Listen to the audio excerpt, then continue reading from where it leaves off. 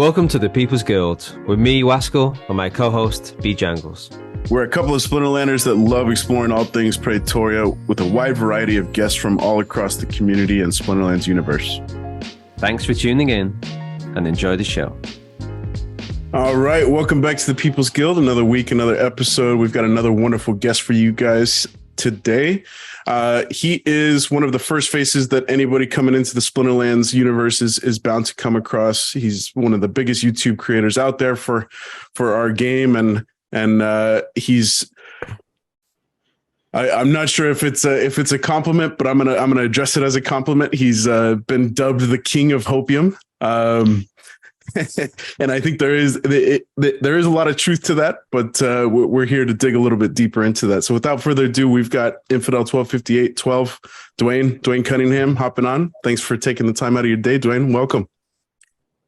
Hey guys, thanks for having me. Like I said before we started recording, I've listened to 4 or 5 episodes and I enjoy what you guys do. So happy to, when I got the invitation to come talk about Splinterlands, my favorite blockchain based game, man, let's go. Let's do it. Great, man. Yeah, it was nice. Thanks, man. You've been listening to the podcast. It's great to hear. That the phrase "time and attention" it's a phrase so synonymous with you. And I was really pleased the other day when I was listening to the town hall and Matt was talking about land, and we can go into that a little bit later as well. But he really emphasized how for people to make a success out of land, they do to put that time and attention into it to get the most benefit. So I was just wondering, when was it for you that you realized how important it was to apply this concept to Splinterlands? I think it probably like predates Splinterlands. Like it came to me like through I guess my initial exposure to blockchain. So like back in 2008 when the financial crisis happened, I had investments, and those investments like went from, I don't know, like let's say they were cut into like 1/6 of their total value. And we were getting married. So we're selling things, we were liquidating at a time when they were like really, really low. And so I felt that, and then we walked through that and we liquidated those to pay for the wedding. That's it. And then fast forward a couple of years, and the prices are like, even for like, you know, in 2009, 2010, like prices in the stock market were still so low. And I remember like wanting to take a big bite of things, but just, we couldn't position ourselves. So in like 2012, 13, 14, I started learning about Bitcoin and getting into cryptocurrency, like small bites. And then through that exposure, coming to know about Steam, which is a blockchain like Hive, where you can post blogs, videos, content that can be rewarded and appreciated for the caliber of effort put into it. And then you get rewards through the blockchain. So it's like the blockchain mints new tokens for quality.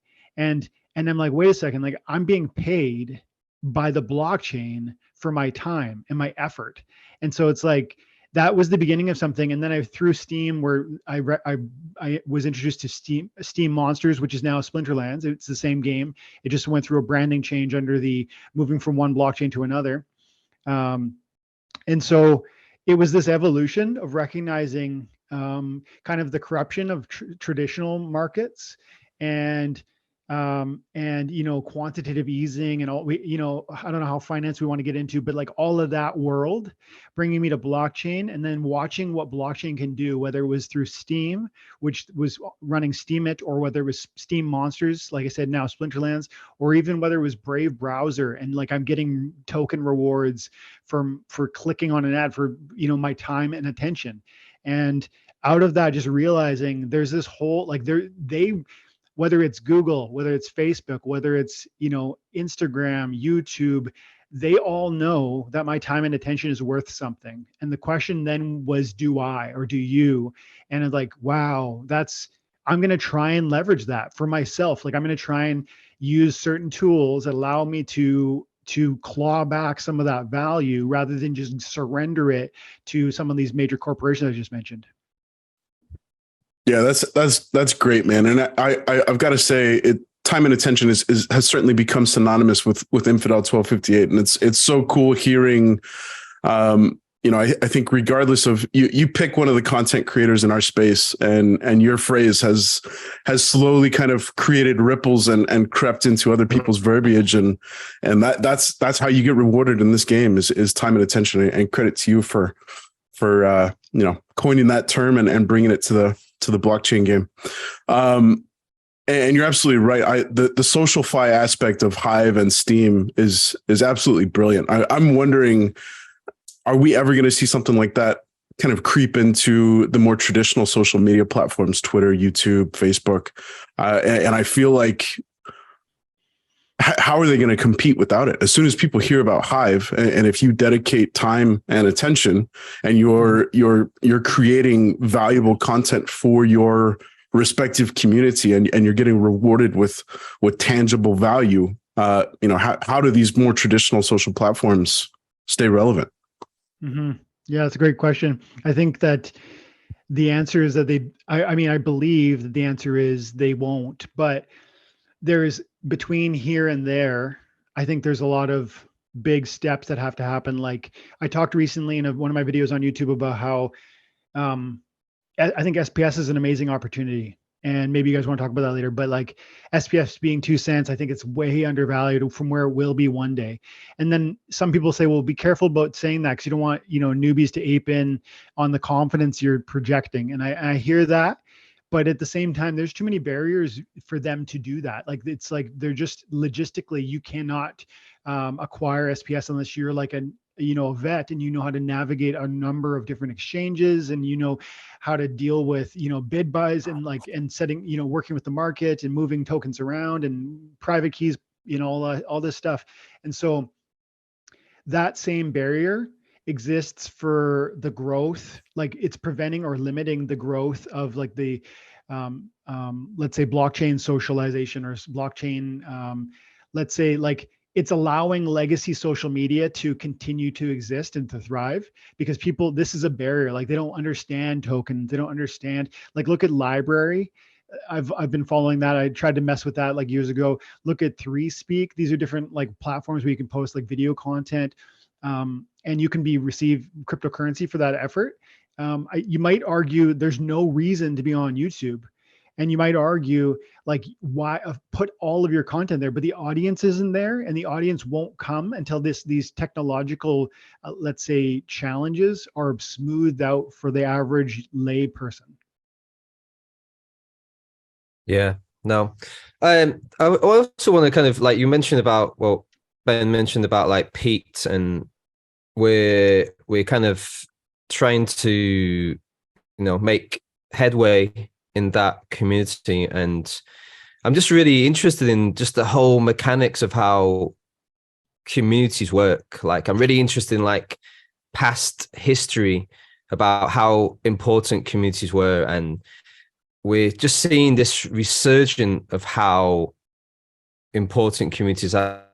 And generally they are online. Of course, you've got offline ones, but online ones are becoming really important. And I just want to talk about like your community that you have built up. I think it's really fascinating, and and congratulations. I saw something on your YouTube the other day, like in 2022, like 5.8 million minutes of watching.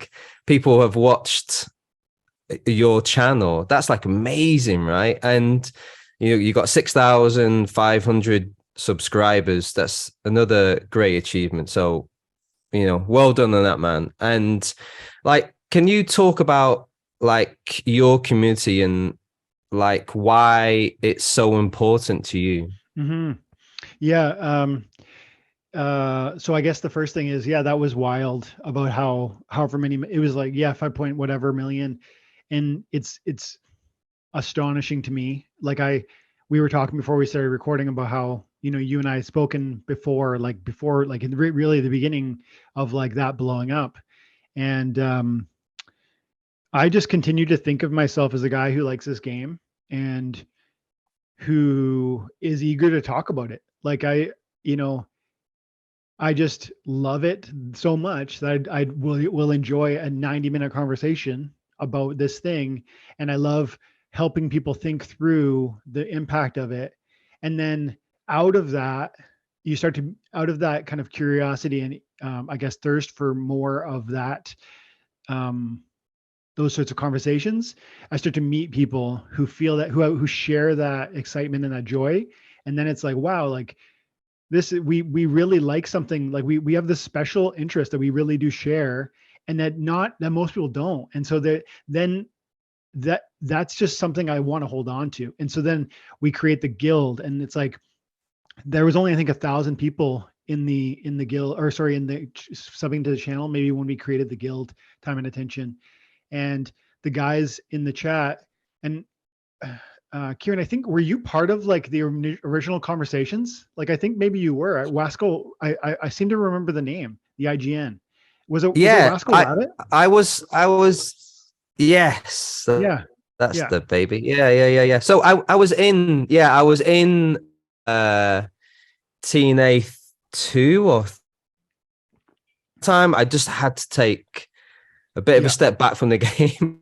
Yeah. It was just like really consuming my life. I think I mentioned that to you, and it was just like, everything was just like, it felt like 24/7. So I just had to take a bit of a step back and realize, like, the game is great, but life and family had to take precedent.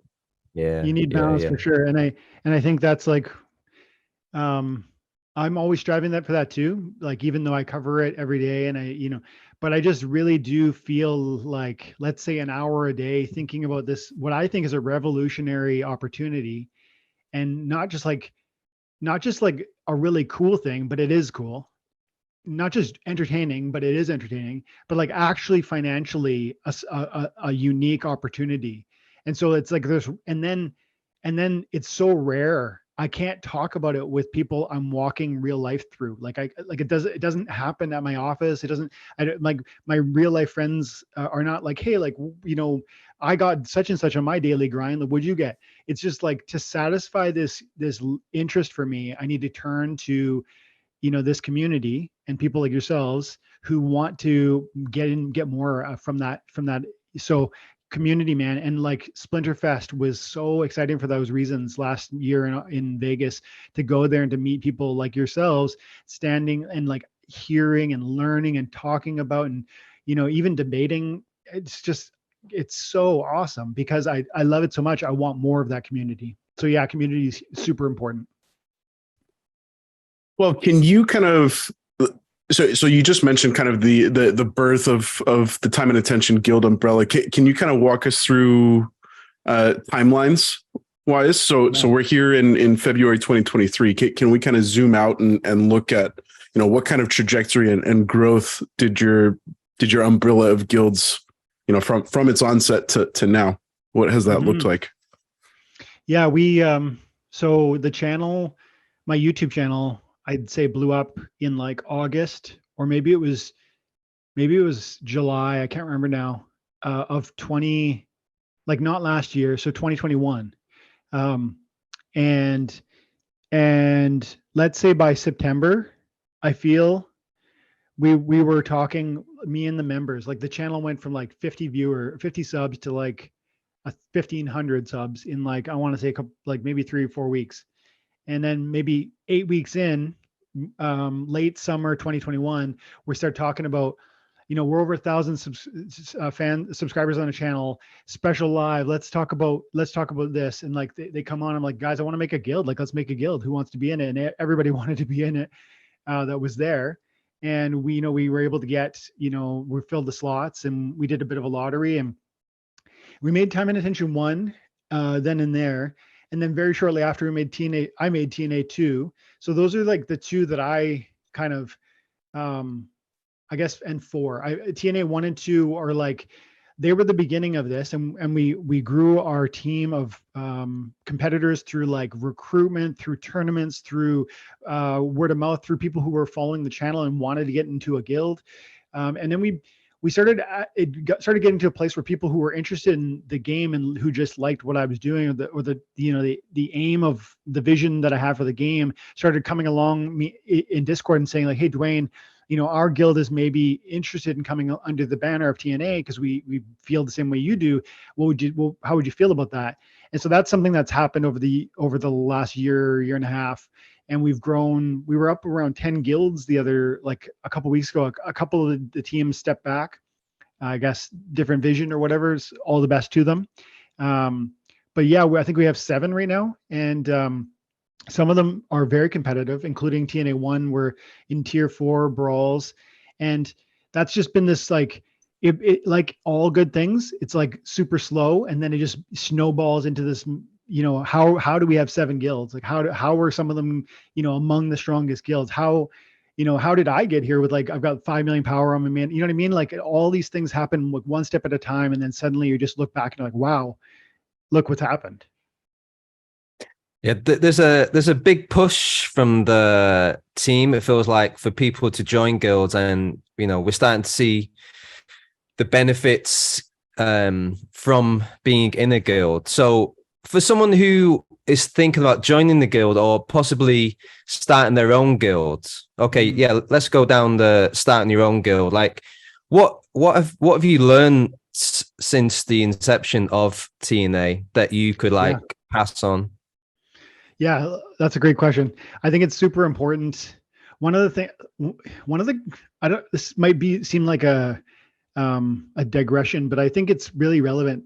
I watch a lot of Mr. Beast videos, and I bring it up now because that guy, he has this really interesting, if you listen to the way he talks about bringing up other new content creators, or the way that he talks about sharing, what his good ideas, he just is so open-handed with it. And that's kind of I think to myself, I want Splinterlands content creators and people who are interested to see what I see, and then take what they can from, what I'm doing to their own betterment, and just run with it and crush it, and maybe create a YouTube channel that's bigger than mine, maybe create, a blog that's just crushing it. And so when you ask the question, what would you say for the people who are interested in maybe creating their own guild? Yeah, guys, take that seriously. For one thing, guilds are, in my opinion, the source of the greatest fun and most joy out of this game right now, through the guild brawl system, and how challenging that can be.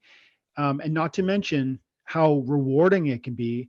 But the challenge is different, because if people don't know, when you go into a guild brawl, it's you and your 17, 18 mates, and it's versus them, however many people in your guild versus that other guild. And it's not not just how good can Dwayne be, or how good can John be. It's how good can these 20 friends of mine be versus theirs. And it's really, really fun and satisfying when your guild comes out on top. And then not only is there's a lot of fun in it, and the stakes are higher from an emotional standpoint, but from a rewarding standpoint, we're getting 300-400, well, maybe it's 200 or 300 SPS per rank brawl now. And that's if SPS is going to be worth something significant in the future, I think a day is going to come where you're going to say to yourself, I can't believe we were getting 300 SPS every week for playing the game, from just the guild brawls, let alone 2 or 3 per diamond win. And so my point is, anybody who likes this game should be taking guilds seriously, and should be looking to either get involved in one that they respect and they're interested in being a member of, or biting the bullet and getting started now with their own friends. But the one, I guess, difficulty or challenge there is, it is a lot of work. So just be cognizant of that. There's tons of DEC requirements. You want to build community. You want the guys to talk to one another. You want to encourage that and incentivize that. But if you can find a guild that offers that, or create that, guys, chase that down. It's worth it, both in the short term and in the long term. That's really great insight, Dwayne. Thank you for sharing that. Yeah, I think, it's kind of a perfect storm. We've just kind of, maybe I'm assuming a little bit too much. We've just started to creep out of the depths of the bear market. We kind of saw the deepest of the valley within the last couple of months, and coming out of that, the team has, as Waskell alluded to a few minutes ago, has really responded by kind of doubling down on the power of guilds. We've seen stuff like gladiator card tournaments coming into play. you're not going to be able to more than likely win one of those or compete at the highest level of those tournaments without Gladius cards. And the only way to get that is through guilds and through brawls. We've seen the introduction of these soulbound reward cards, and the key aspect of the summoners that are involved there is conscript. And again, that points right back to guilds. So the power of the community that is certainly part of guilds and one day guild alliances. I'm curious, if we didn't have guilds in a place where they currently were within the last couple of months, I wonder what kind of mass exodus we would have seen from the game without having, that personal connection with all your buddies within guilds. The degree of stickiness that I think comes as a direct result of being part of a community. You've got your buddies, we're trying to compete at the highest levels with these guild brawls. If it was purely ranked and tournaments, yeah, I have to imagine that we would be emerging from the bear market in a much different player base position. Mm-hmm. Yeah, I think that's probably true. I guess it's maybe hard to say, but I think that it feels logical to me, like that we would be in a better spot now because of the camaraderie and the glue that comes out of that camaraderie, as opposed to if we didn't have that. And if it really was just this, singular blockchain experience where you stand alone and there's no connection and no community. And I would say, like, through time and attention, you guys asked about the guild and the trajectory of that. I've seen in the guild, like, the cohesiveness that comes out of that community, creating a Discord where we talk. Every legion, we call them legions, every legion has its own Discord channel and they can talk about their upcoming brawls. I've seen, I don't know, like, we've got like 7 right now, and you're talking, so we've got something like 100, and I'm going to say 120 members. And that's through a bear market, and that's through like prices going down dramatically, and that's through SPS falling, through the floor. And and those guys are there all day, every day. Like, they're chatting in Discord, they're battling on their dailies, they're fighting in the guild brawls. And I think that's a small example of what you're pointing out. Like, the community element has held us together. And it's part of why I've always said, and I still stand by it, like even now, that this game is a bit insulated from like what bear markets tend to look like. And I don't mean the tokens, because SPS is just a token, it trades like any other token. But the card assets, there are some people that aren't going to sell their cards. And I think I'm like, my deck is my deck. I don't see myself ever selling my whole deck, ever, regardless of what happens. And I think the people who are here are mostly in that camp. And that sort of cohesiveness, I think, is going to hold strong through probably any bear market, but definitely served us well through this last one. What is it then that would stop you from selling those assets or your cards? Is it just the time and attention? And I'm going to be saying that as many times as I can while you're here. Is it just the love and the amount of time you have put into building it, or is it just the love for the game, the playing the game, that you just feel that there's just no way? Because I've seen before as well, like there have been times where you've sold certain cards, like that kitty, there's times when to do it. And that was also great to see someone like you, like, selling such a dope card. So yeah, it's like, what the original question is, like, what are the reasons stopping you from selling your whole deck? This might be harken back to, like Ben was saying, Dwayne, in the intro, like Dwayne, the king of hopium.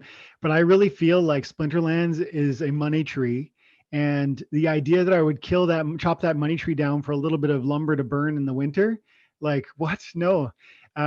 But it, like, to nail that down a bit, because it, like, to people who don't know Splinterlands, or maybe who don't like know my whole catalog of what I would talk about on that topic, it might just sound like nonsense, or just like, like you say, hopium.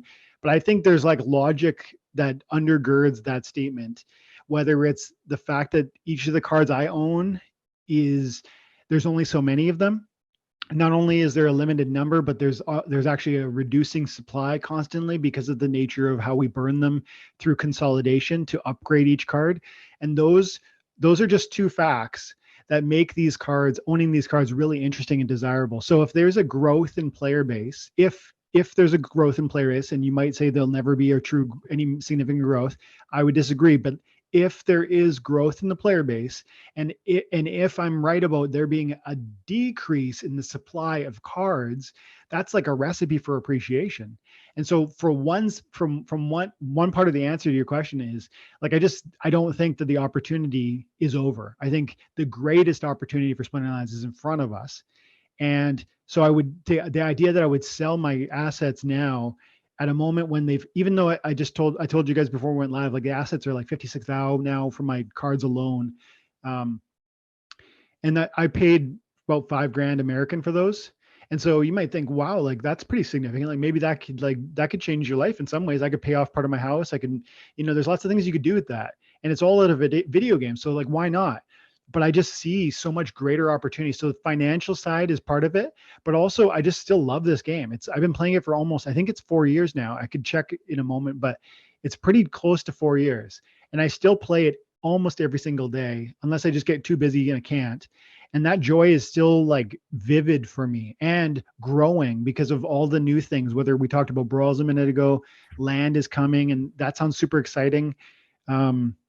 The other stuff like tower defense and the GLG stuff, like they're not exactly related, but as well as I do that they are interconnected, and there's a lot of cross pollination happening. In like, for instance, if you're buying nightmare packs, you're getting SPS, and if you've got cards, you can use them in Splinterforge. If you've got cards, you're going to be able to use them in your tower defense in some capacity. And so I just don't like. I think the financial opportunity hasn't yet really even scratched the surface of where it could go. And I'm still having a ton of fun with it. And maybe those are the two main things. I think you bring up a great point there, Dwayne, and you kind of addressed the crown of the king of hopium head on the other day. And you said, maybe it is justified, but also I would call things out if I felt like things were going sour. And I think that's really, really important. And it addresses head on that you are not, in fact, going to be the perpetual king of hopium. You're going to call things out when things go awry, and hope that the team rights the ship and starts moving back towards, brighter waters, smoother waters.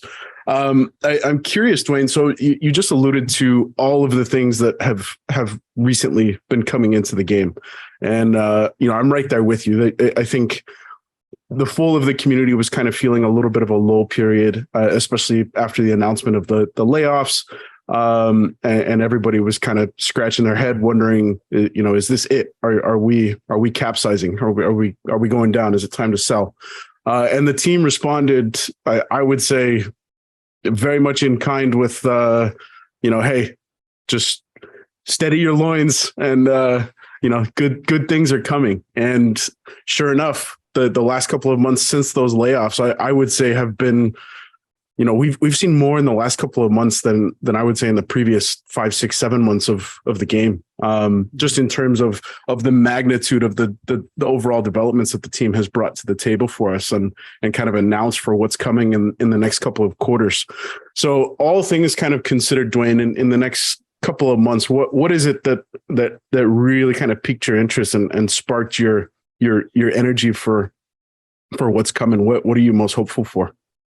Over the next couple of months, I feel like that question could be asked at like a range of different timelines, and it would be an interesting conversation. But like for over the next couple of months, I start to think wrapping up Chaos Legion, even like we're at the end of March, we're supposed to either have burnt or sold the last of that.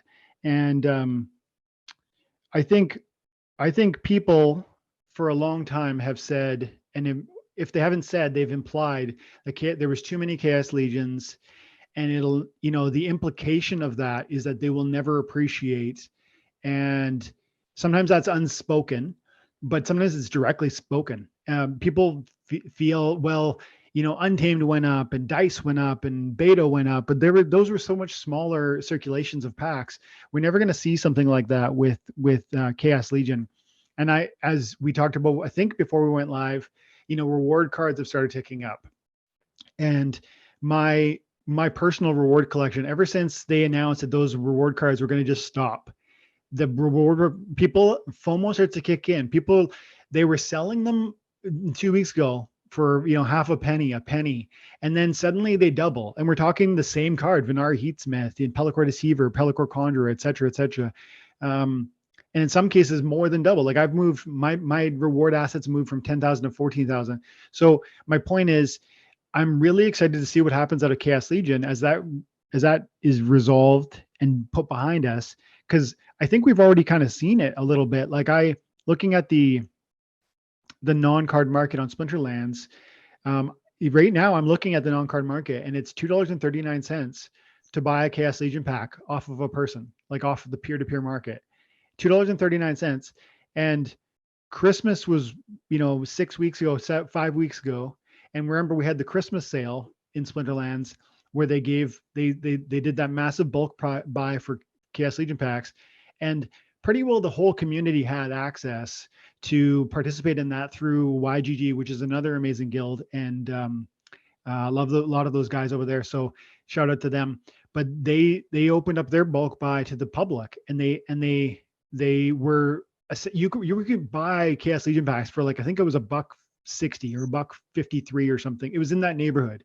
And so I think something like 500,000, I don't remember the numbers. It might have been $1 million, it might have been $500,000, but a lot of packs were sold. And the price went from $1.80 to $1.50 on the market, the peer-to-peer market. And then after that sale concluded and something like 500,000 new packs were sold, the price has now gone up from $1.50 to $2.40 in 5 weeks. And I think this is indicative of the fact that like we talked about before we went live on reward cards, it doesn't take much of a tightening of the loose hands. Like there are some people who were selling reward cards, giving them away. There's some people who are giving away Chaos Legion packs. But as we start to approach that end line, that finish line, people start to tighten up just a little bit. Maybe I won't sell these ones just yet. They went from $1.80, $1.90, $2, $2.20, $2.40 today. And what's going to happen after they're no longer in issuance? Like, and today we see Astral Entity, the new legendary Chaos Legion summoner, and I think it's amazing. And the Dragon one is coming, and I think that's going to be the best one based on just looking back at Untamed and how good Kitty was compared to the other summoners. I expect the Dragon legendary to be top notch. And what does that do at a moment when Chaos Legion packs are no longer even available on the market? Does that spark, wow, like, I could get one of those in here? And, and also, like I said, there's the tightening of liquidity because people don't want to necessarily sell for $2.40 when in the near future, there will be no more on the market, even though there's going to be like 2-3 million in hands. My point is, I'm excited to watch that constriction of supply and that increase in demand and what that'll do to price. Mate, beautiful. Well said. I also just find it, I think possibly you've been in this crypto land for a few years now. So I wonder if there's a few kind of points I want to make about it. That I wonder if just your experience in previous bear markets has just helped you give you the confidence during this particular bear market. And I just love also just really fascinated about how the dropping of, say Astral Entity, and how quickly just that one card suddenly can change the flow of the market. Like we've already seen price increase, like even like like cards like the Slime Ball, like it was already good, but it's like pumped. You've got the Deceiver, really cheap card, and some may argue, one of our good friends out there, Hepthorn, would argue that it's one of the best reward cards out there. And already, like I played Ben last night, and Hep with this new summoner, it's just how quickly kudos to the team about balancing the cards and how they just bring certain cards back from the dead and then you just see this quick change. So yeah, I'm just wondering if you could talk about your previous experience in the bear markets and how that's kind of like helped you in making decisions during this one, possibly. Definitely. Yeah, it has for sure. And that's what that's one of the things that I hope I can communicate through my YouTube channel. I've seen, like, I mean, I could tell you about some serious losses that I've taken and some big L's that I've taken in crypto, whether it was like in the early going, not really understanding, any of this space and like using the wrong keys to move some crypto around and losing it forever, whether it was getting involved in like a Ponzi scheme because I just was, honestly didn't understand the profitability or where the profit was coming from. And I didn't like put two and two that, percent per day is too much. So I got, losing money over there, or trying to, margin trade on an exchange when I know nothing about margin trading and get liquidated and losing thousands of dollars. It's like loss after loss after loss. And then my assets going from, let's say 15,000, like say, call it 10,000 American to 60,000 American. And then from 60 down to 5. So like that was my trajectory, was like wild growth. And then massive losses from some of those were like those losses that I did myself, but some of it was just the bear market. But the whole time recognizing the mistakes weren't intrinsic to the technology. They were in my own choices. And then the technology didn't get worse. Bitcoin didn't get worse because the price had fallen. And I talk about that on a lot of my channel. Like when we talk about cards or packs, price is one thing and value is another. And the value is what it's worth, but price is what you pay. And I think people all the time, especially new people, get that confused. They think, SPS is worth 2 cents. No, it's not. SPS, if this game is fun and if it has a future, SPS is worth way more than 2 cents. If the SPS burn mechanic and the flywheel are going to work as intended, and if this game has longevity, SPS is has a value far greater than 2 cents. But people don't think that way. They think right now it's low, it'll always be low. That's what they were doing 5 weeks ago with Chaos Legion. That's what they were doing 6 weeks ago or whatever with reward cards. That's what they were doing. You mentioned Pellicor Deceiver. We often think like it just, these assets will never appreciate because that's like the weight, the burden of a bear market. There's things will never get better is the message everyone is spewing. And this is dead is another thing people will say. But if you believe in it, if you believed in it before, before the bear market set in, and if fundamentally nothing has changed, then why would you sell out at lows? Why won't you double down when things are low? If you truly thought through your position and thoughtfully, entered into, let's say, an investment in Splinterlands or whether it's Bitcoin or whatever else it is, like you think it through, you make a decision, and then you make your bed and you lie in it. And then you just wait for that opportunity, maybe dollar cost average into a bigger position, taking advantage of lows, not being afraid of them.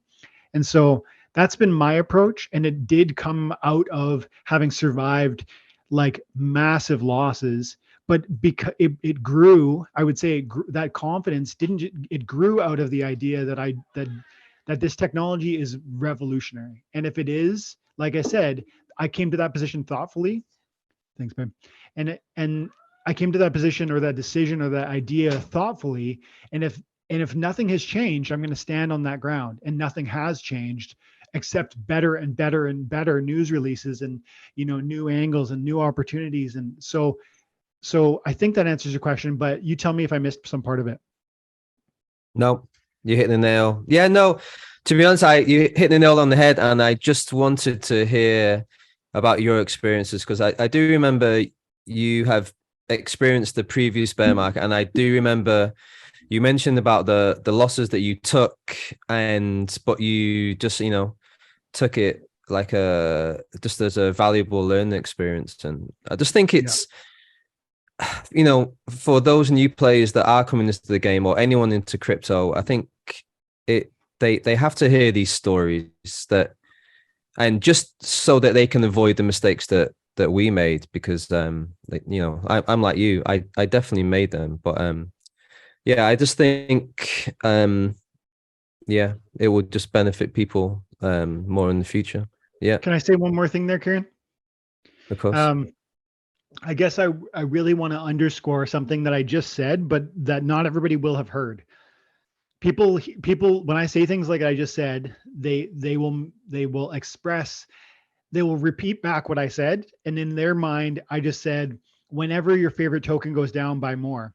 And that's not what I said. What I said was, if you invest in something that you believe in and you did a ton of research and you feel confident in its future and its promise and the trajectory and the team, and like you've got like thoughtful and confident like knowledge on this thing, then the question is, did something radically change, like to undermine that confidence? And if the answer is no, well, then nothing's changed, and you believed in it yesterday, so why don't you believe in it today? And if the prices are down, then that's an opportunity.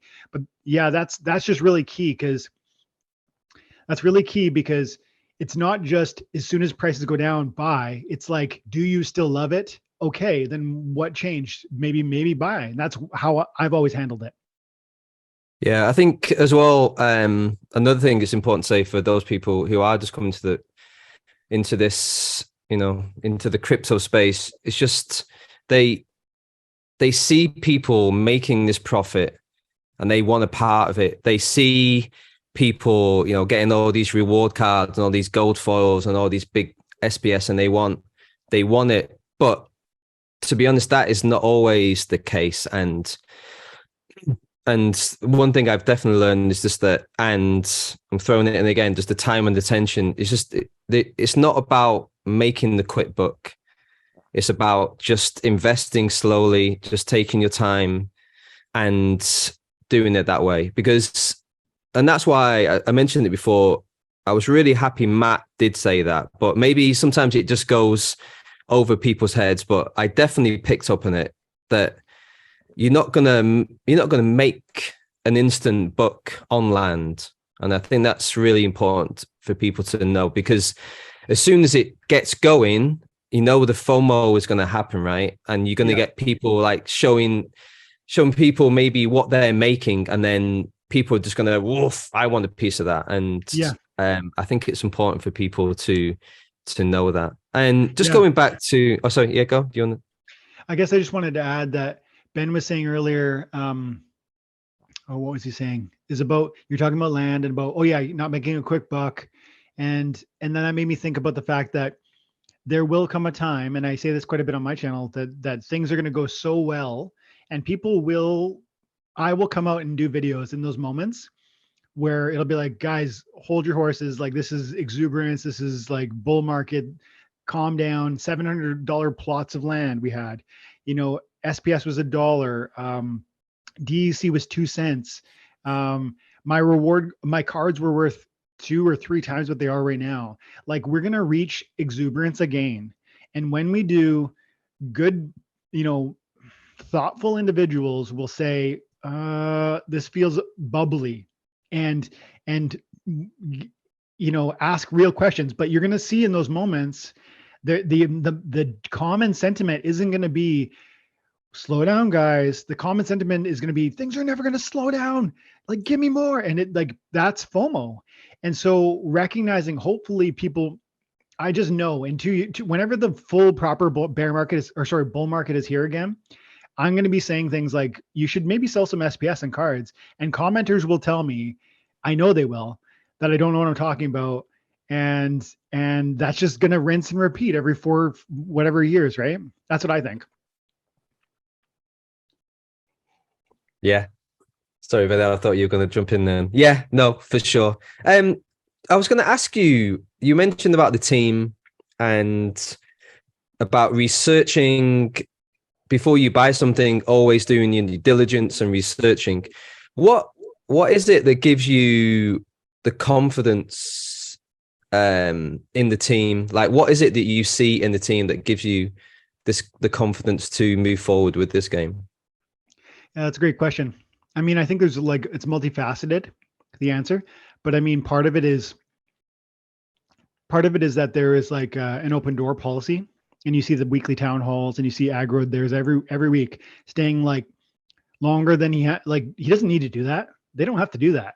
And then he's been on my channel, like, and I'm like, what? Like, you made this game that's crafted $200 million worth of value, and people love it, and you're going to spend half an hour with Dwayne, like. But and I asked him that question. I said, like, why, like, thank you. Like, I can't believe you did this. And he said, and I believe him, and this wasn't a line. He just goes, you know what? Like, the value is the community. And so if I ever turn my eye off of that, I know we're going to suffer, but like, the value is the community. So let's pour into that and watch it just flourish. And first of all, that's so insightful. And second of all, it's very humble. And then just week after week doing that. And Matt, I know Matt is like, it seems like Matt is like even more busy than Aggie, because I think he does like, there's more financial planning, and there's like the tokenomics side, and there's the card abilities, and there's the communicating with like developers, like on a high level, I think, from what I can tell. And yet he comes and he does like 2 hours the other day on the town hall. And so that open door policy that they really foster. And then look at Weirdbeard. The guy is like on every stream, building community in Discord all the time. Shout out to Weirdbeard. He's amazing. And you guys know, like, that's just the scratch. I'm scratching the surface, but like all of them are like that.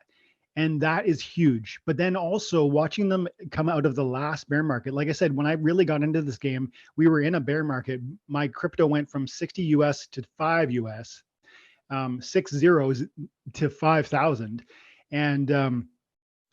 And I moved into Splinterlands because I just saw something special here. But out of that moment, ever since then, I've just seen this team who loves this thing pouring themselves into it. And then lastly, and that goes a long way for me. And then lastly, it's this idea that I really do believe that these are sustainable growths. So some people would say, they're gonna make more and more cards, and so your argument around deflationary nature for these card assets is wrong, Dwayne. And that's a great conversation. You guys didn't ask that, but like, you almost need to like you need to articulate these arguments so that you can properly understand the value of Splinterlands. But my point is that there's only so many Chaos Legion, and then there's only so many Rebellion, and then there's only so many whatever the next one is. And you might argue that each new pack detracts from the utility of the prior pack. I disagree. And I would argue, look at the different utility of each card, and the fact that utility translates to more wins, which translates to more crypto, which translates to more, whatever. And even renting profits, and, brawl win success, and so tournament success, and so on. And so I believe that they've planned an economy here where it's both sustainable and, excitingly, potentially explosive in a positive way. So that's 3 reasons why. I completely agree, man. The level of transparency that comes from Aggroed and Co., the caliber of person that Aggroed and Matt have surrounded themselves with. I don't think there's a single person that I have thought to myself, I feel like we could shuffle this person in somewhere else, or bring in somebody fresh to move things forward in a better direction. Those town halls you spoke, we've mentioned a couple of times this most recent town hall. I feel like every week for the past couple of months, we've had a town hall that has just left me kind of mind blown. We sat there for, I think Matt was giving a 90-minute monologue on the power of land to come. And yeah, it just blew my mind. And so, we were talking about the value that these older cards will bring to the game. They allow you access to compete at the highest levels in something like Wild. But something we didn't talk about is the way that the team continues to kind of iterate on how that value is built into these older cards, like, what Matt mentioned, alpha beta cards, and the power that those are going to unlock with something like land. I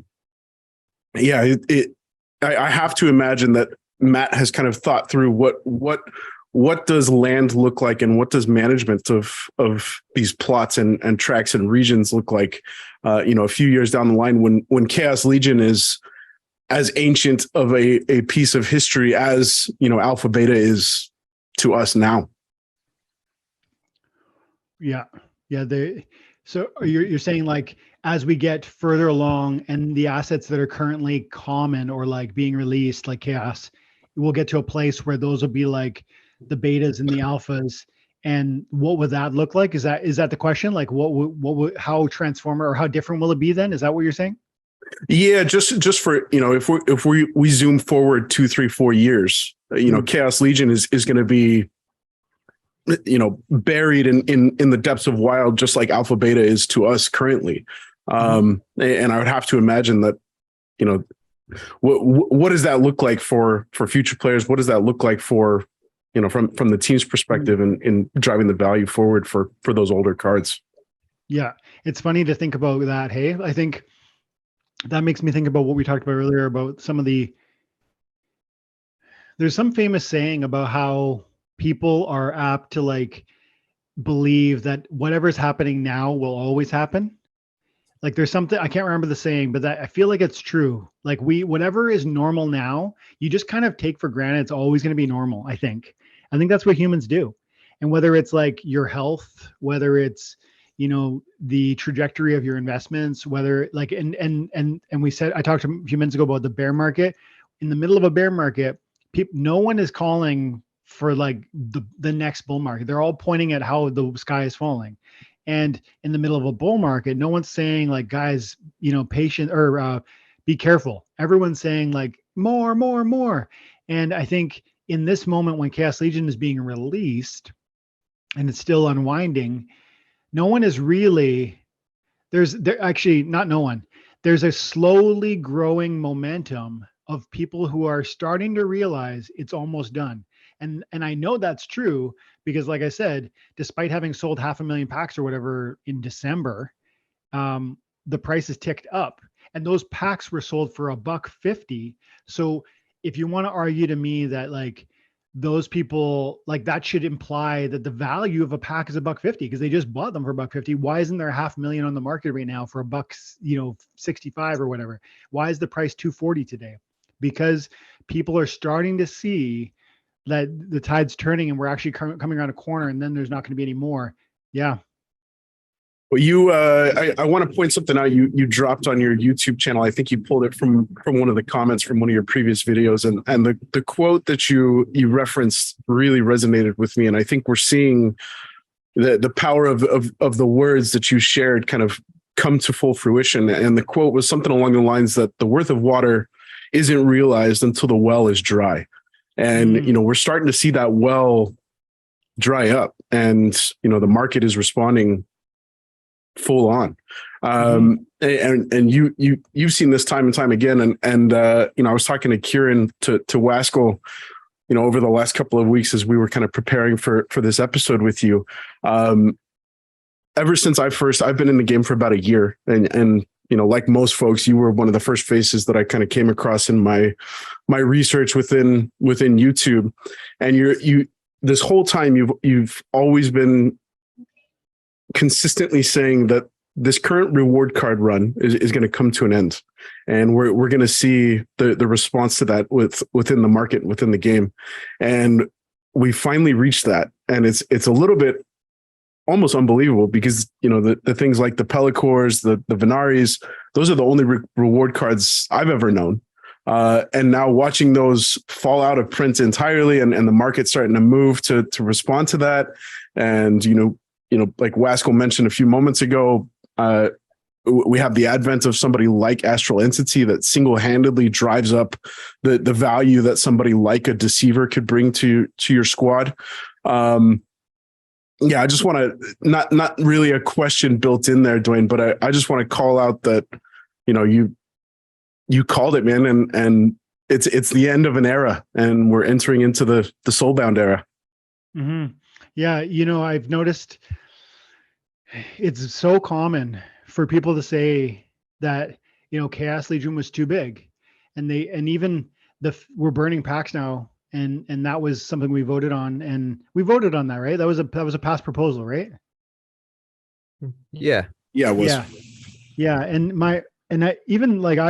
I'm glad we're burning them, because I've bought as many as I want to buy.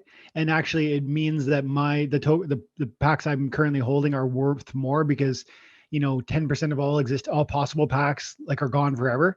So that helps the value proposition of the packs I hold. So I'm glad we're burning some, but I don't think that was ever necessary. And I'm happy it's happening, but I've always felt that these suggestions that there's too many reward cards, like Oceanus that ilk of reward card that just wrapped up, is kind of one of the main examples of this. People say like there's just so many Oceanuses, and if you really crunch the numbers and see, if you even add them, like divided by like 3 or 5, because you're talking silver or gold level of that card, you see how quickly that supply dries up. And it doesn't happen overnight, but I've said a couple times already, it's like just a little bit of tightening on the supply goes a long way for seeing prices spike. And then when prices begin to tick up 10, 20, 30%, people start to say, wait a second. Like, it's no longer issued. The prices are going up. Maybe I'll just hold off on selling that card again, and then that causes more tightening. And then it's like this snowball, or this and that's why I've always said that this game rewards you in trivial ways for your time and attention, but that those rewards can meaningfully snowball across a long enough time horizon. Because if you recognize that those cards are at one point not going to be, in circulation, and if you recognize that the value you're paid 2 years ago to play, or a year and a half ago or whatever, when you started playing, Ben, you were getting Oceanuses, and I don't know what they were worth then, but they might have been worth more at that point. But my point is, you say the card I'm getting, Pellicor Conjurer, it's worth a penny. I don't really care. That's a trivial reward. Yes, but there's this retroactive raise that comes if the game continues to be fun and has a future. And what I mean is the Pellicor Conjurer that you got maybe 20, 30 copies of, this time a year and a half ago or whatever, are now worth like a 50% more or something like that. And if that card goes to 5 cents, 10 cents, 20 cents, you start to see this multiplication of the assets you were accumulating for free through time and attention. And that's a retroactive raise. It's like, for the last year and a half, you've been getting these assets that were called a penny, and now we're going to call them 20 cents. If you still have the asset, you now have 20 cents, not a penny. That's the value versus price argument we made a minute ago. Yeah. And it doesn't take much for that price to shift as well. Like on the town hall, like Matt was even saying, I'm going to have to be buying like 5,000 of these cards. And, he's not talking single copies. He's talking like, pretty sure they're all going to be 5,000 max copies. So all of a sudden that's just that, but that's just one person, right? Mm-hmm. So, I think when these things happen, and you just see it, right? It's just that FOMO kicks in. We saw it a few weeks ago with certain cards, like even like the Pellicor Conjurer, the price just jumped, and then everyone, I'm sure a lot of people were thinking, oh, now is maybe the time I need to start buying, but it's already gone up 3 times, up to, I think it was like 3 pennies or 4 pennies, whatever it was. But I want to talk about land, but before we do that, there's like a little subject I want to talk about, and that's ranked play. And we discussed it last week with our good friend Hepthorn. Another shout out to the big man, because ever since that conversation, it's definitely got me thinking about rank play, and my mindset to rank play has changed. And it kind of came up because I think in the podcast we have been talking about how it's not as enjoyable anymore, and it's definitely something that is definitely mentioned within Discord and the community about how it's broken. Oh, it's not fun to play anymore. There's too many bots. But it kind of just like came up. Actually, is it because of the bots it's no good, or is it just that we've just got used to having these bots, and then when we go and play ranked, it's harder because we're not used to the flow of the game, and it's just having a negative impact on the way we think about it. So I was just wondering what you think personally about ranked play, and do you feel that it's broken and it needs to be changed? I've been pretty vocal about my excitement for the brawl side of things, and that is the place where I'm getting the most joy out of Splinterlands. But I am still playing the rank battles more than probably, if not more than ever, at least more than I have in a long time. Like in the old days, probably a year and a half ago, remember we used to, maximum you would get, what would you get? Like daily, you could get 5 chests, and now you can get, 30 theoretically. And you need to play something like, I'm going to say an hour and a half, maybe 2 hours. Like, so you need to play about 30 matches in order to accomplish 25% of your ECR, to burn 25% of your ECR. And if you're new to the game, guys, you recover 25% of your ECR over a 24-hour period, which is to say that to maximally extract value from Splinterlands, you want to play about 30 matches a day. And then if you do that, you'll get, at the higher levels, I'm getting 10, 20 chests a day. And so I'm getting more rewards than I ever have. And so but I am playing probably, I'm going to say 3 times, 4 times as much. So I think I am not enjoying it as much as I'm, like, it isn't, how do I say this? It isn't my sole joy anymore. There's other dimensions of it that I'm enjoying more, but I do like it probably more than ever, which is kind of, do you see? It's like, I like it even more, but now there's other things that I like more than that, which is a great testament to the game, in my opinion. And then on the topic of, are there some elements that are broken? Like, what about the bots? I try not to care about the bots. They're a problem. Bot farms are a problem. The way that they've been accumulating and burning rewards is a problem.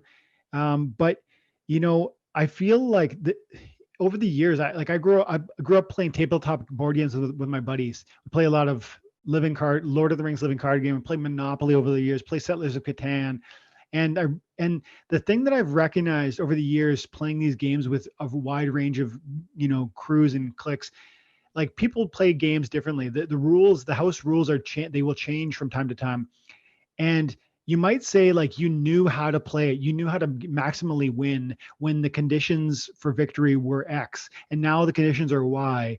And that can be frustrating. And that's what's happening with Splinterlands. So, like, people liked how it was, and they want it to be a certain way, and they don't want bots to be. And I just say, I try to have, like, the positive atmosphere, the positive sentiment of, look, I'm enjoying it, and I'm extracting value from it, and I'm receiving significant reward. Today, I posted my daily. I got 534 SPS. I got several of these soulbound reward cards. I got some merits, about 700 merits. This is just trivial rewards, but not even really.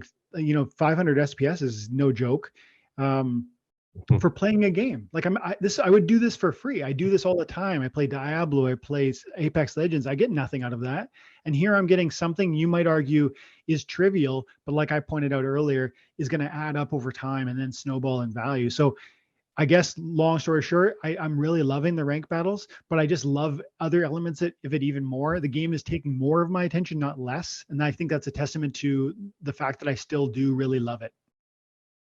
I think we quickly need to acknowledge, there's lots of, and it's interesting watching kind of the arc of things like Archmage and Xbot. When we look back 12 months ago, everybody was, rioting and had their pickets out for the end of bot farms. And then along came Archmage, and people kind of were happy to ride the coattails. And then we've kind of come full circle where people are calling for the end of bots being allowed to play in the game, and we need to whitelist certain accounts to play and blacklist other accounts from playing and that sort of thing.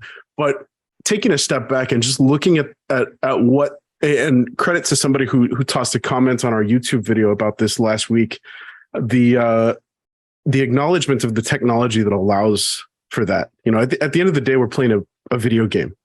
And the fact that you can set up something like an Archmage, like an Xbot to help you in those times when you're possibly too busy or occupied elsewhere in life, and you're trying to just maximize your investment. The acknowledgement of the technology being present and available in our game to do something like that, and you still have other aspects, other facets of the game that allow you to extract the enjoyment. For a long time, I like you, Dwayne, I was drawing the bulk of my enjoyment from this game through something like Brawls and the community aspect of our guild.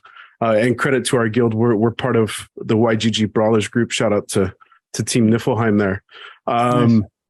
But I feel like things have started to shift back towards the excitement of ranked. And credit to the team for doing that. The Soulbound reward cards has overnight changed everything. My perspective towards opening up chests, it's not like, oh, I'm going to get another Pellic, or oh, I'm going to get another Venari. Now it's like, ooh, I wonder how many BCX of X card I'm going to be pulling. So the excitement, it feels like the community is right there in step with me. The buzz is real. I don't know if you've scrolled through either the Splinterlands main Discord, Tavern, or Mav chat, but and obviously the folks that are posting pictures of their dailies are way above average, and they're pulling like 2-3 legendary gold foils. But the fact that that's coming from a singular chest is just incredible. Yeah. Do you think, Ben? Sorry to just jump in there. Do you think, as a result of the change in Soulbound records, does that mean you are going to be playing more rank play? And do you think that's going to be the case for the majority of people? I think so. I mean, yesterday was the end of the season. So I had my last, I'm competing at champ for about the second half of most seasons. So yesterday was the last champ chest that I'd be getting for a little while. So I turned off the Archmage and plugged away trying to get just that one more chest. Ultimately, it didn't pay off. I got one of the reward cards that, I had never seen before, because nobody really had pinpointed it as one of the, kind of meta defining cards. But at the end of the day, I got 11 BCX of one of the Earth common cards in one chest. So yeah, just, maybe just complementing what the Archmage is doing for my account and hopping in, trying to push to that next level for one more chest. I think it's ultimately it's going to add up, and the excitement is real and tangible. And I feel like the community as a whole is buzzing for the most part about these Soulbound reward cards, and not we haven't even talked about potions. The ability to finally, I think I've got 2,000, 3,000, 4,000 potions that have just been sitting in my account that, I had no intention of ever using until potentially Rebellion. All of a sudden now there's incredible value that's built into storing and saving these potions for your reward card chests. Yeah, I think I would say one more thing there. And this might be a bit of a salty comment, but I think it's worth saying. I said in a recent video talking about, I think it was called SPS versus bots. Somebody raised a question around,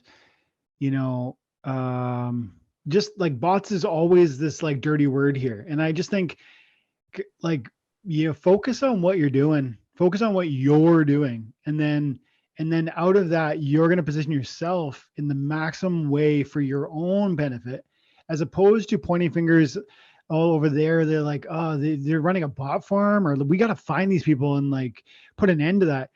I just don't see the value in that, or and I could go on with other things too. We talked in the I think towards the end of the bear or bull market, there was some tournament kind of scandal where they thought Uwe Uwe was the same person as Schnapoon, and then they kicked them out of some tournaments, and there's just this finger pointing and this like cattiness that I do not mess with. Like I just think it's garbage, it's poison, and we need to put that down so that we can individually strive for what we could do. Forget about what, like, if there's somebody out there more rich than you, if there's somebody out there more, physically stronger than you, like, but you have these goals of your own, strive for your own goal and forget about, like, let that other stuff be white noise. People, I don't think, are going to like hearing that, because sometimes they just want to bitch and moan. And then they want people like me to say, like, oh no, guys, like, yeah, it's unfair that they're so rich over there. Like, it's not like, I want to tell people what they need to hear and not what they want to hear. And I think this is like a truth that our community needs to hear, where it's like, focus on your game, not theirs. And you're going to be so much better off in 4 years, as opposed to complaining about what's happening with bot farms, or what's happening with the whales, or what's happening in, whatever. Well, it's just like you mentioned before, humans just have these traits, right? It's kind of, I don't know whether it's just ingrained in us, but it can take over. And, I've been guilty of it in the past, like, at work, blaming my boss for, the reasons why I maybe not making more money, or I've not been able to do this. But ultimately, you're right, man. It does come down to you. If you have the cards and the similar cards as to the bot, there's really no reason why you shouldn't be competing on a level playing field. And to be honest, as soon as I submit my battle, I'm not thinking, is it a bot or a human? I'm just thinking about my team. So I don't know why that should be an aspect of it, but it is. And yeah, sorry. And I think what was I going to say there? There was a thought I had there around just recognizing. So this was it. So I think some of that criticism comes out of the fact that bots are doing for practically no cost. Like you can buy a $10 account and you can rent a few cards for practically for free, and then let that bot earn trivial rewards. And those will snowball in a faster fashion, because you can do 1,000 of those. But people fail to understand that Splinterlands is always has always been and will always be the sort of game that you need to own value in order to extract value. And even those bots, and I don't, this might sound like I'm defending bots. I'm not. I think in some ways they're very problematic, and in some ways they actually help us. And I could articulate that if you guys wanted, but I don't run any bots. And at times I have run bots on my main account because I'm too busy to play. But so I'm not a bot defender. But the thing about bots is that you have to recognize, if somebody buys 10,000 bots, they bought 10,000 accounts in Splinterlands. That's money to the team. That's helped the team survive through bear markets. That's helped our game persevere through difficult times. Also, they rent cards, and I've made this argument with Tales from the Cryptmancer, and he has kind of pushed back and said, like, it's really trivial what they do. And okay, fine, but like, it's something. And look, those bots are actually contributing to like a significant amount of money, whether it's just the accounts and then trivial rentals along the way, that translate to money in pockets like mine who rent cards. And so do we want to argue that, like, again, we need to remember, you need to put money in to get money out. And whether you're funding one account so that you have a massive champion level deck with millions of CP so you can compete at a high level, or whether you're setting up, bot farms. And I don't think that's the way, but guys, they put money in. So like, can we stop pretending as though they're just like, they brought nothing at all, and that they're just stealing? Because just one example before I pass the mic, one example of what they've done for us. I just gave you they put money in the hands of Splinterlands. during a bear market, which helped them. But also look at the fact that like there are cheap reward cards on the marketplace that are half a penny, whatever. And they've been half a penny for the last 6 months or something. And you and I could have bought those. Those didn't come from, Ben and Kieran and Dwayne grinding and then choosing to sell your Venari Heatsmith. Those came from thousands and thousands of bots that were earning those for free and then liquidating them on the market. So if you want affordable cards, if you want to play this game for less money, they've opened that door for you. And again, I'm not a defender of bots. I don't love that they're here. Frankly, I don't see any way we get rid of them. So then I'm like, this is what it is. Can we just stop, and can we recognize that if we stop focusing on what they're doing and focus on what we're doing, that goes somewhere better? Yeah, I was just thinking as you were kind of walking through the amount of revenue that they contribute to, the company's bottom line just by spellbooks and rental fees, even though it's a nominal 5%, but also they are pretty much solely to credit for our ability to hop in and buy a under $4 max Pellicore Conjure, right? I think we're starting to see the needle shift a little bit in that, and I don't, it's anybody's guess what the soulbound reward cards, what they're going to be valued at once they're unlocked and untethered to your account. But while all of this is progressing, the team is continuing to do things to up the amount of required investment into an account to extract that value. We saw a few months ago that the card level requirement, you have to play one below at a bare minimum to extract maximum value. We've got SPS staking coming down the line. I'll be curious to see how is that going to influence bots. Are we going to see a big exodus of all of these accounts that are presumably bot farms that are just unable to sustain that SPS staking requirement?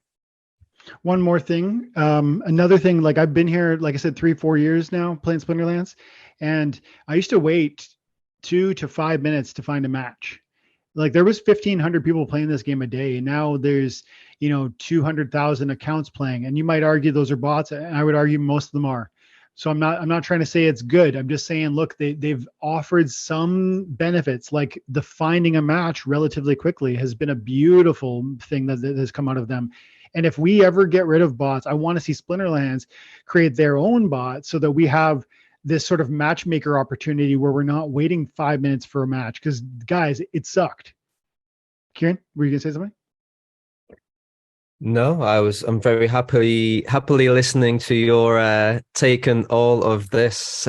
I think, just going back to like we as humans, I think, we always kind of want to point the finger, and it's kind of like, if you kind of look at our own personal lives, people will blame the government for why they're not able to afford this because the government tax you X amount. But at the end of the day, it's people should be responsible for their own actions. Okay. I want to get onto the land, if that's okay. Unless Ben, you've got anything more? No, take us to the promised land, man. I want to get into land because I just think, number one, it was such a fantastic town hall. Number two, I feel that whenever Matt arrives on the town hall, it just feels somewhat different. And I mentioned it before, like we get Aggie every week, and maybe people take him for granted, and he's such an amazing CEO, and he keeps the town hall running so smoothly, and I just love the way, for example, you mentioned before about Weirdbeard, but I've noticed recently as well how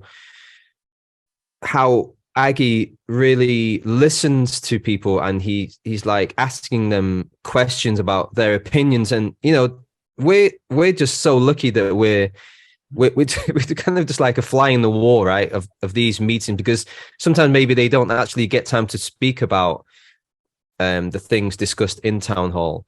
So I just noticed recently, like Aggie just really asking Weirdbeard's opinion on brawls and what he believes the community need, and it's just fantastic to hear. It really is, because like, as we all have worked for various companies throughout the years, it's very rarely that your boss will be asking your opinion. Generally, we give it, but it kind of falls on like deaf ears.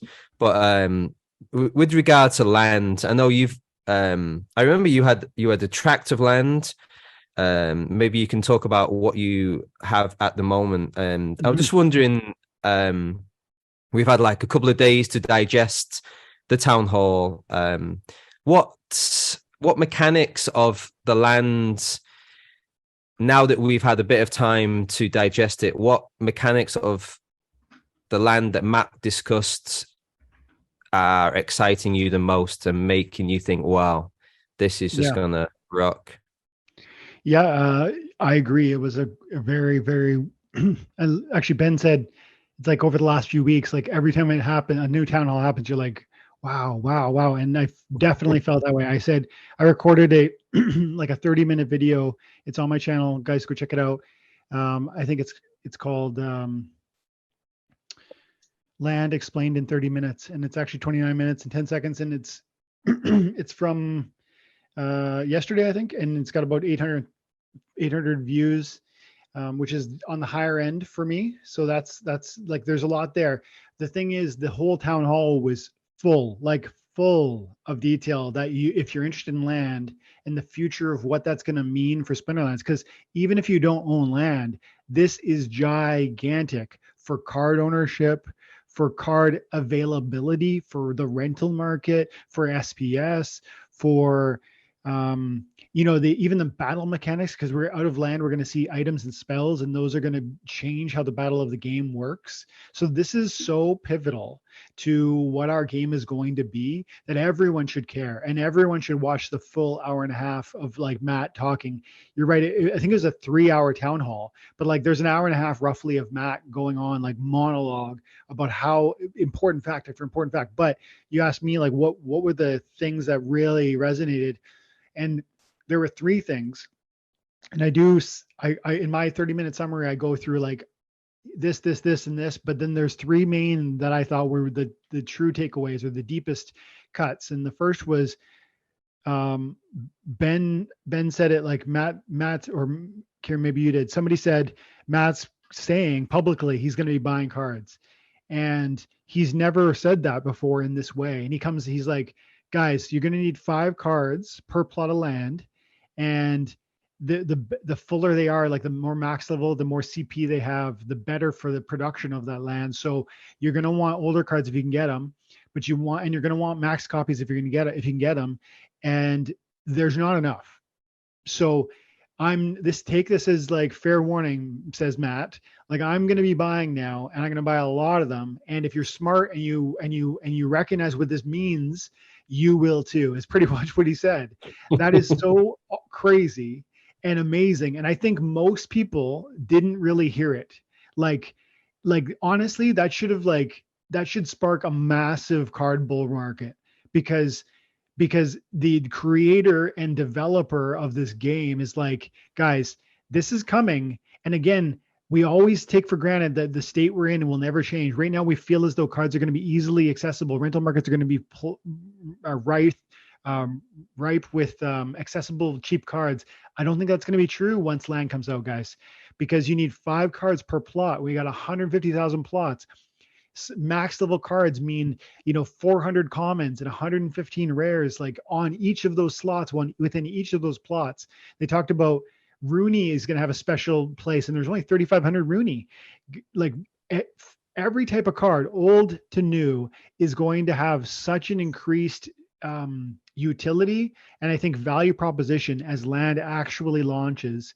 And then the second one is the DEC idea, that it's going to be staked on the plot of land, and that the DEC will have to be equivalent to the collection power associated with the cards you've chosen for that land. And so to maximize the reward off of a plot of land, you're going to want the highest level, oldest cards with the most CP you can get and afford.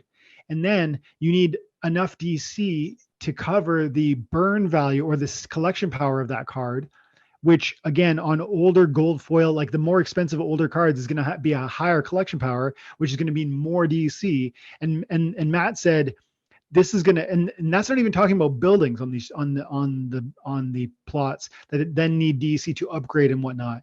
But this is going to eat, essentially this is going to eat all the cards, and it's going to eat all the DC. And those are the three things that I really was like astonished by, and having him articulate that to me was like, oh, I need to have more DC. I need to have more cards, but how? I don't have a ton of extra money on the sidelines waiting to go. Yeah, I think for the very first time, Matt hopped on, and both of you guys called out, whenever Matt hops onto the town hall, waves are made. It's not just ripples, but this guy, he cannonballs into the pool of Splinterlands, and those shock waves are felt far and wide. So yeah, 10 out of 10 for Matt's cannonball. But this was for the very first time. I think we've all been kind of speculating, maybe it's going to be 5 slots, maybe it's going to be 6 slots. We don't know. But for the first time, Matt is slowly starting to peel back that curtain into what's going on with the Wizard of Oz back there, and what his plans are for land. And I think,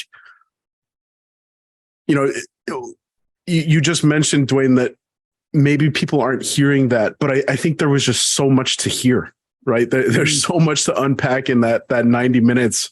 Maybe it's going to take a little bit of time, or maybe people feel like they're ready for their respective plots. I'm curious about the folks that are tracked and region holders. What in the heck are you guys going to do? That's so many. I just did the math. 150,000 plots at 5 cards a piece. That's 750,000 max cards that are going to be required. That's that's everything that we have in game right now, and then 2 or 3 years at least more of cards. And I think Matt said something along the lines of tens of billions of DEC are going to be required. Tens of billions. And we've been stressing about the 6 billion that we've got now. That's just a drop in the bucket. Let me say something there, Ben. You're saying about the cards and how many, like how big it's going to be and how many it's going to, like I have, I think 5 to 7 million collection power in my account. I don't even really know, to be honest. I lend out a bunch to a friend, and then I rent out some. But right now, I've got about 3 million collection power available to me. And when I go over to Peak Monsters and I search my cards and I look at all my my top level BCX cards, so like that what that means is it searches my entire deck of available cards, and then it tells me you might have 1,000 Pelacor Conjurers, but like the best of your Pelacor Conjurers is going to be revealed here, meaning one of them. I have 625 cards that are kind of like, let's say, max level or very close. Like they're my playable deck, 625 cards. And then I probably have another 1,000 that would be like not my best, but like, quite full. So maybe in a deck that's worth 60 grand almost, maybe I've got 1,000 to 1,500 cards that are like ready to farm land. And I personally have 15 plots of land, so that'll be okay for me. But I want to have, like, look at a guy like Matt who has, I think, 2 regions, or at least 1 region. He said, I have a region of land and I need 5,000 cards for that. That's what he said in the town hall. So it's 1,000 plots, 5 cards a plot, 5,000 cards, max level. It's not like that is going to be when people start hearing this, when they really hear it, because like, these 90-minute like podcast form conversations are so fun, but I find a certain audience will listen to this, and a different audience will listen to like a 5-minute clip about this singular point. And when this singular point really lands, I think card prices go up, and it starts to get carried away quickly because there isn't enough. This is a total push and shove moment. And that's why Matt came out and said, guys, fair warning, I'm going to be a buyer. I don't want to hear in 2 years when like these cards have gone crazy. Oh, Matt front ran it. Like he came out publicly and said, there's not enough and I'm going to be buying a lot. So you better like get on your horse. That's the creator of the game. Like, love it. Yeah. A few points from that. And I definitely agree on your takes from the town hall. But just going back to what you just said about Matt, like we're talking about a CEO having to buy his own cards in his own game to put on his land, but he's putting the money into the game. Number one, that's just like phenomenal.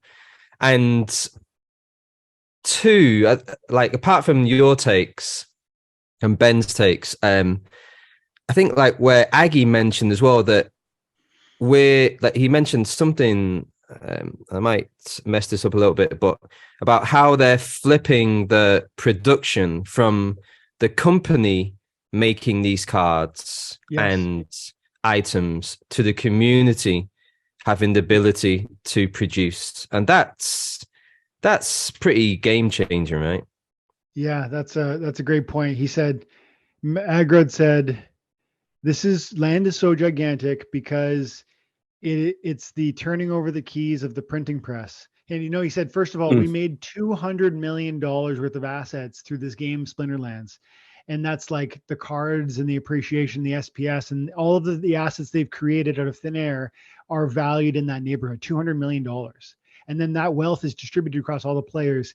And he's like, and we could keep doing that and we'd be happy. Or we could do what we said we're going to do, and we're going to turn over the keys. And now you guys have access through land to be the printing press. You can make items, you can make spells, you can make these resources that trade on the market. We don't make them. Splinterlands, the company, doesn't make them. The gamer who is invested in land makes them. The card owner who owns cards and rents them into the marketplace to farm on the land. The person who produces the food because they were told those monsters are going to need some kind of resource to feed them. Like, this is an economy that they're creating and turning over to us, which is so crazy.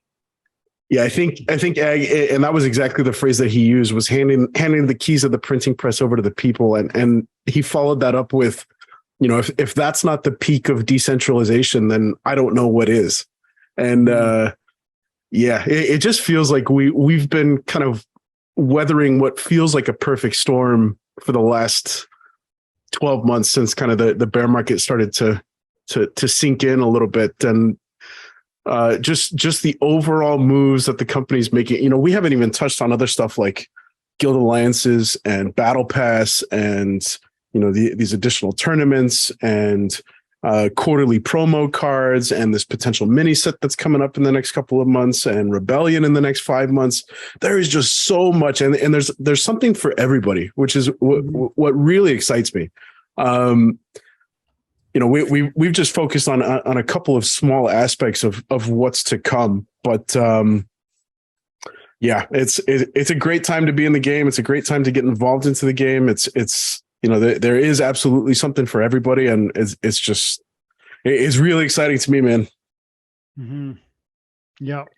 I was going to ask you, Dwayne. So, like, I want to know, like, what are your personal plans for land, and do you foresee your future in Splinterlands? Because you mentioned you're playing more and more rank play, and you got tournaments. I think you mentioned about the draft tournaments; they'll be coming soon, and the brawls.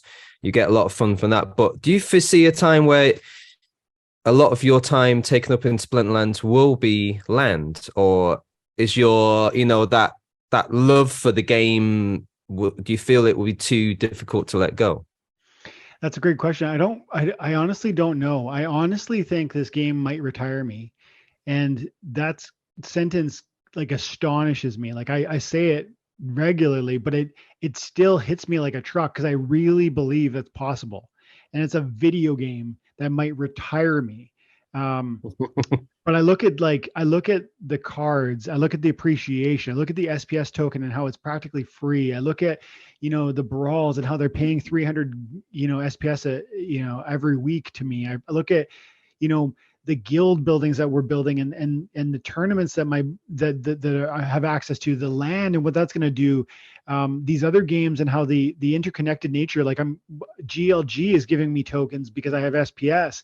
And if that game explodes, what will that do for me? And then, GLG is giving me these tokens that will apply to all of their future games. And what will that do? And then land, like you're saying, and the farming. And right now I only have 15 plots of land, but like, if things go the way I want, I hope that my other crypto will reach a certain level that will allow me to acquire more plots of land between now and Q3 when these things start to become manifest or whatever.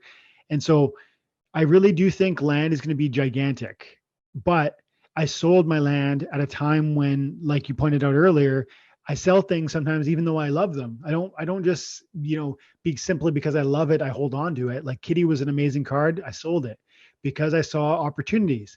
Land is amazing. I always thought it would be amazing, but I sold it because I saw other opportunities like moving into Chaos Legion, moving into, more reward cards. And as I pointed out earlier, that's proving to have been wise also because land has gone down and reward cards have gone up. But I do think land is going to be so gigantic and so game changing for Splinterlands that I really, really want more. I just don't know how to get there at this moment because I also want more cards and I also want more SPS and I also want more packs. And and we haven't even talked about other things like Splinter Forge is like this cool, exciting thing that I'm enjoying now too. And I use the same cards for that. And like I said, I'm playing rank battles more than I ever did before. And yet it's not even my favorite thing about Splinterlands right now. And then I like Splinter Forge and then land's going to come. Like this is a full-time job and it could, and I think it literally could pay you like a full-time job if I guess if you're willing to invest that time and attention across a long time, because some people might hear it today and think, oh, I can do what he's doing and be, you need to put in 3-4 years, 5 years, and then see where you're at. But I really do believe that possibility exists. Yeah, I think you just got to get for that to happen. Yeah, you've got to get the bricks in the right place, right? And possibly the timing has got to be right. But yeah, we had Matt Two Castles on a while ago, and he had the phrase that me and Ben just continually mentioned, just like now is the time to like burrow in like a tick, right? Just like build, set the stones in place and be ready for the inevitable bull run whenever it does come. So I want to kind of go. I guess I wanted to add one more thought there. The idea that the value, this is kind of like Gank and Walking Keys. I love those guys. And in the early on, I've heard them say this thing, and I love it. We each have our own story in this thing. And I just said, I think this game will retire me. And somebody out there might feel like, oh, but he's got $60,000 worth of assets. He built this thing over the last 4 years that I can't replicate. And I just say to that person, look, walk your story. Like I said about forget about the bot farms and what they're doing. Forget about what other people are doing. Just do your thing that you're capable of doing. Invest your time and attention and whatever, value you're willing to in it, if you like the game, if you think it's fun, and if you think it has a future, and so that you can position yourself for the sort of gain that's possible for you, because again, your story is different. But I said in a recent video talking about could SPS go to $2? Like, how crazy would that be? We're at 2.8 cents or something. If we went to $2, if we went to $1, if we went to 25 cents, I don't care if I have like 70,000 SPS or something, and I want 1 million, but guys, if you have 1,000 of them from a video game that gives them to you for free and it turns into be $1 each, isn't that crazy? Like a video game might literally give you $1,000 a video game. And I think if we think about it from that perspective, the little guys, the kelp or whatever the krill as Luke calls them, the krill, like the guys who are just getting started, the noobs of the game who don't necessarily have the finances to, buy a massive deck. Well, you can make some waves. You can do something, like just invest the time and attention, if nothing else. If and only if you think the game is fun and has a future. But if those are true, then the trajectory of appreciation is probable. And if that's probable, why not, like you said, burrow in as best you can, forgetting about what Dwayne's doing or what Kieran's doing or what Ben's doing. Just like, what can you do to grow what you're capable of growing? Yeah, I think just people just will compare themselves, right? It's difficult not to when when you look at people's decks, when you look at their Gladius cards, it's just that they just want to run before they walk, right? But yeah, and going back to keys as well, like you mentioned, right, Ben, on our podcast about how Splinterlands is his get rich slow game. So like mentioning about your like YouTube channel and your community. So like, can you talk about your your membership, and if people were interested to join your membership, what like benefits and I know you did have different levels, and I know it's been great. I know you've in your videos recently you reward your community, which is something that's seems like a given in our community, that people give back what they get. So I know you've been rewarding people with a raffle ticket to win the plot of land, which would be fantastic. So could you talk a little bit about your membership and the benefits that you would get from it? Yeah. So I have, I guess, a couple ways that I invite people to support if they want to support. Liking, subscribing, and commenting is just huge. Honestly, it like helps.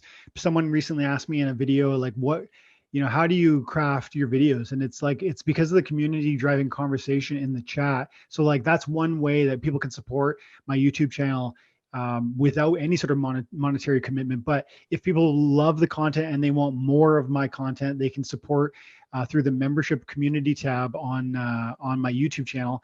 And there are several tiers of support, from bronze, silver, gold, diamond, and champion, just like Splinterlands.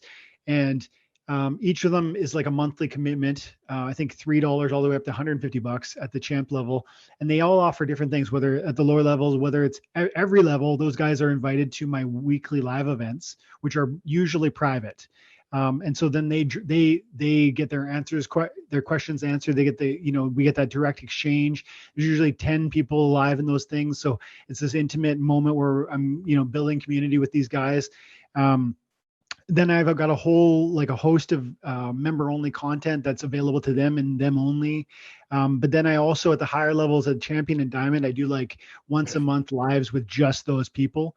So if that's ever something that people want, like, there's more content available, whether you're at bronze or silver. Plus, like you said, I'm giving away a plot of land in 2023. And it's just like a thank you in large part to my members, because those guys have been financially supporting the channel and what I do here for like a year and a half, 2 years now. And so I'm giving every one of those members is getting like a free raffle ticket. I'm calling it a raffle ticket. Every month they support me until we give away that plot of land. I think it'll probably be in like 3, 4, 5 months from now. But every person who supports the channel is going to get a one raffle ticket per month until we do. And then if you don't have any money and you can't support me that way, that's fine. Like I said, comments are huge. Subscriptions are huge. If you leave a comment on my channel that turns into a video, I'm giving those people a raffle ticket that could potentially win a plot of land. So it's all one plot of land. There'll be one plot given away. I think it's probably be 5 months, probably like summertime, depending on, I guess, how frequently we give away raffle tickets. But yeah, I've given away around 80 so far raffle tickets. And when I get to 250, I'm going to give away that plot. So, I don't know exactly when it's going to happen. It's going to depend, but yeah, like there's ways. And if people want, like I said, just get involved in the conversation. That's like the easiest thing. Just help me and grow this community through, engaging in that conversation. That'd be huge. it all comes back to community. I think we started the conversation with community, and that's I think a fine note to kind of start wrapping things up, Dwayne. So, yeah, if for some reason somehow you've been hiding under a rock and have somehow missed Dwayne Cunningham, I think that is the channel name over on YouTube. Is that right? YouTube.com at Dwayne Cunningham. Okay. Yeah, we'll definitely be dropping the links in our Peaked article and Twitter to come.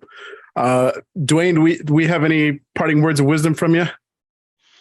I guess just thanks, guys, for doing what you're doing. Like, I think this is like a component of the conversation that I think needs to grow if the people who are interested and those who aren't yet interested but might one day be interested are going to be educated. It's the longer form stuff that has so much weight. So thanks for being part of that and for doing great stuff like I've seen from you already. So thank you.